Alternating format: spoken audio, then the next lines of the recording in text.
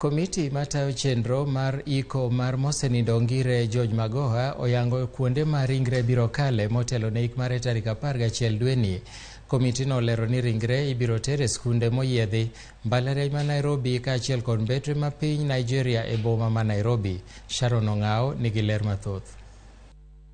Komiti mochung' ne liend mosenindo ngire George Magoha oyango chenro mar neno ringre Magoha motelo ne iko mare tarik 11 mar dweni.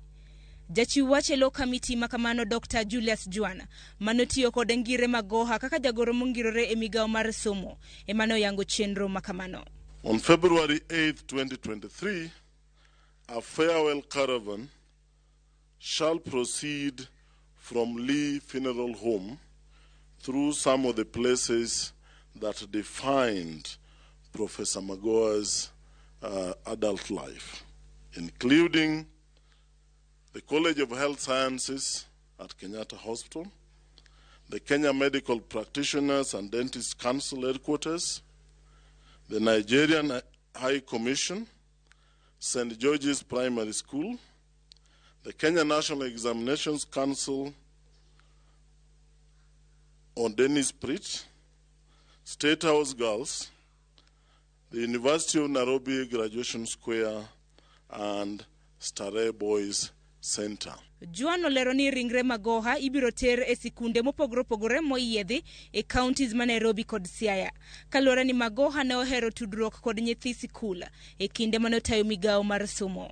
On February the 10th, 2023, the body of Professor Magoha will arrive at Township Primary School in Yala at 1 p.m.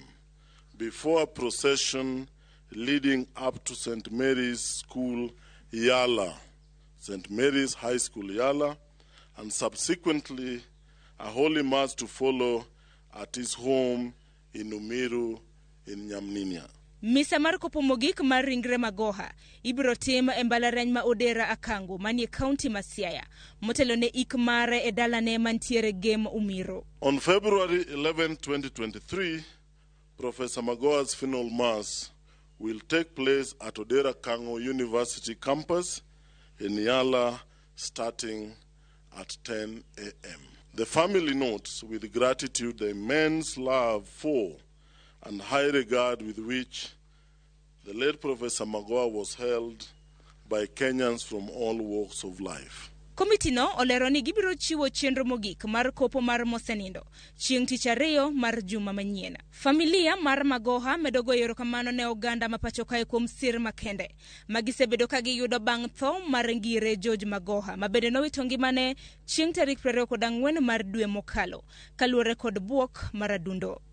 Sharon Ong'ao, Ramogi TV, Nairobi.